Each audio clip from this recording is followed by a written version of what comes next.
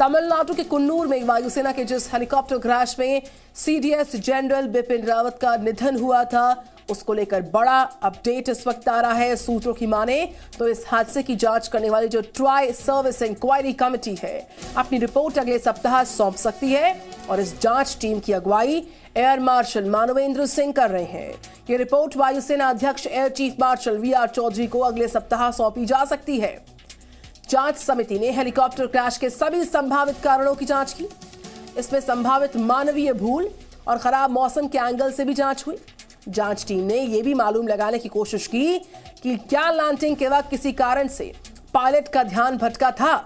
हम आपको बताएं कि खबर अभी सूत्रों के हवाले से आ रही है, इसकी कोई भी आधिकारिक पुष्टि नहीं हुई है। 8 दिसंबर को कुन्नूर में वायुसेना का MI-17 V5 हेलीकॉप्टर क्रैश हुआ था। इस हादसे में सीडीएस जनरल बिपिन रावत का देहांत हुआ था। जनरल रावत की पत्नी समेत 13 लोग भी इस हादसे में मारे गए थे।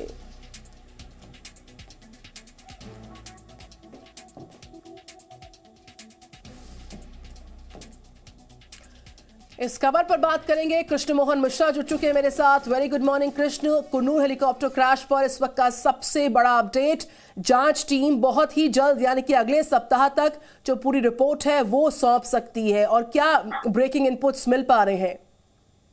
देखिए, अभी तक की जो खबर है उसके मुताबिक अगले सप्ताह ये रिपोर्ट वायुसेना अध्यक्ष को सौंप दी जाएगी। 8 दिसंबर को दुर्घटना के बाद ये बहुत महत्वपूर्ण जांच कमेटी बनाई गई थी। इसको head air marshal Manvendra Singh कर रहे हैं, जो कि बेंगलुरु में जो ट्रेनिंग कमान है उसके प्रमुख है। अभी तक जो सूत्रों के हिसाब से जो खबर आ रही है कि इसमें किसी भी किस्म का सैबोटाज का कोई एंगल नहीं मिला है, और खबर ये आ रही है कि कमेटी ने ये पाया है कि कोहरे की वजह से ही ये दुर्घटना हुई है, और इसमें किसी भी किस्म का सैबोटाज या टेक्निकल ग्लिच का अभी तक नहीं खबर आ रही है। खबर यही है कि कोहरे की वजह से ये हेलीकॉप्टर काबू से बाहर हुआ और उसके बाद ये पेड़ों या पहाड़ी से टकराया और उसके बाद ये दुर्घटना हुई। बहुत महत्वपूर्ण थी ये जांच, क्योंकि भारतीय सेना के सबसे बड़े सैनिक अधिकारी की जान इस दुर्घटना में गई थी, और उसके अलावा दूसरे ऑफिसर्स की भी जान गई थी इस हेलीकॉप्टर में क्रैश में। हेलीकॉप्टर बहुत अच्छा, बहुत भरोसेमंद मी-17 हेलीकॉप्टर, और वो भी V5 सीरीज का, जो कि 2012 से इंडक्शन उसका शुरू हुआ था। जो पायलट थे वो भी बहुत कुशल थे, वो अपने हेलीकॉप्टर यूनिट के कमांडिंग ऑफिसर थे, और बहुत ही अच्छे से कई स्तर की जांच के बाद जाहिर है इस हेलीकॉप्टर को फ्लाइंग के लिए भेजा गया होगा, क्योंकि इसमें सीडीएस खुद सवार थे जो तीनों सेनाओं के सर्वोच्च अधिकारी है। तो एयर मार्शल मानवेंद्र सिंह की अध्यक्षता में इस कमेटी ने हर एंगल की जांच की है, और उसके बाद जो रिपोर्ट है जिसको वायुसेना अध्यक्ष को सौंपा जाएगा, उसमें यही सूत्र बता रहे हैं कि यही उनकी फाइंडिंग्स हैं, यही उन्होंने पाया है कि कोहरे की वजह से ये दुर्घटना हुई है। मैं लौट रही हूँ आपके पास कृष्ण मोहन। जो दर्शक जुड़ रहे हैं इस वक्त हमारे साथ, उनके लिए जानना बहुत जरूरी है। खबर दरअसल तमिलनाडु के कुन्नूर में वायुसेना के जिस हेलीकॉप्टर क्रैश में सीडीएस जनरल बिपिन रावत का निधन हुआ था, और उसको लेकर इस वक्त का सबसे बड़ा इनपुट मिल रहा है। कृष्ण मोहन मिश्रा मेरे साथ लगातार हैं।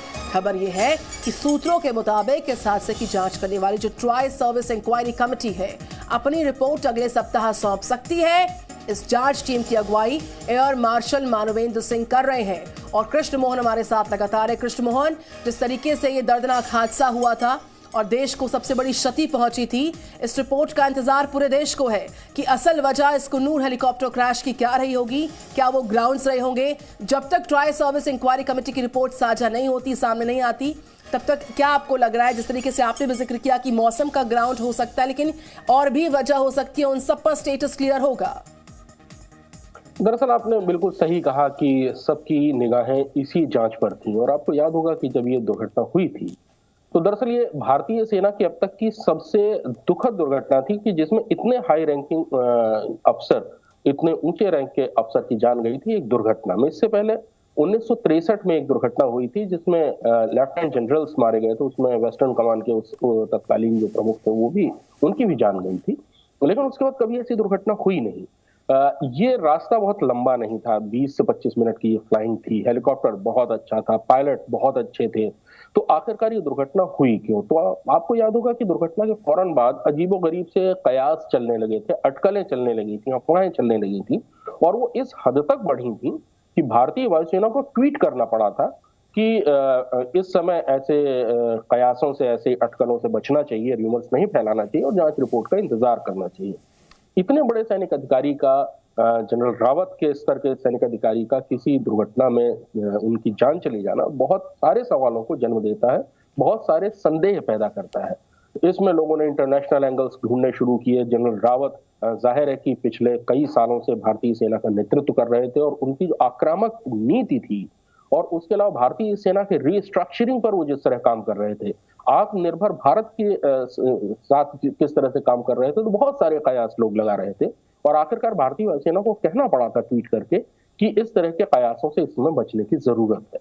और इसीलिए ये ट्राई सर्विस कमेटी बनाई गई थी, जिसको एयर मार्शल रैंक का एक अधिकारी हेड कर रहा था। सारे पहलुओं की जांच की गई। जाहिर है कि फ्लाइट डाटा रिकॉर्डर देखा गया होगा, सारी चीजें उसकी देखी गई होंगी, सिग्नल्स देखे गए होंगे कि आखिरकार हेलीकॉप्टर से क्या सिग्नल्स दिए गए, क्या बातचीत थी, हेलीकॉप्टर उससे पहले किन किन चेक से गुजरा था, जब वो फ्लाइंग के लिए हेलीकॉप्टर निकला था तो उसमें उसकी स्थिति क्या है, क्योंकि जब इतने हाई रैंकिंग ऑफिशियल की फ्लाइंग होने वाली होती है तो कई ढंग से उसकी एयरवर्दीनेस चेक की जाती है कि ये हेलीकॉप्टर उड़ने के काबिल है कि नहीं, आगे का वेदर कैसा है, क्या स्थिति है।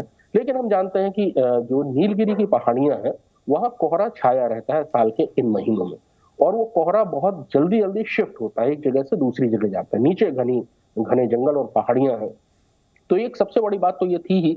लेकिन अफवाहों का बाजार बहुत तेजी से गर्म था और ये जो जांच रिपोर्ट अगले हफ्ते सौंपने की जो बात आ रही है वो इन सारी चीजों पर विराम लगा देगी। एक अंतिम जांच रिपोर्ट ये होगी और जैसी कि खबर आ रही है कि इसमें यही बताया गया है कि कोई षड्यंत्र का एंगल, कोई सैबोटाज का एंगल इसमें नहीं मिला है। इसमें कोहरे की वजह से ही दुर्घटना की बात कही गई है।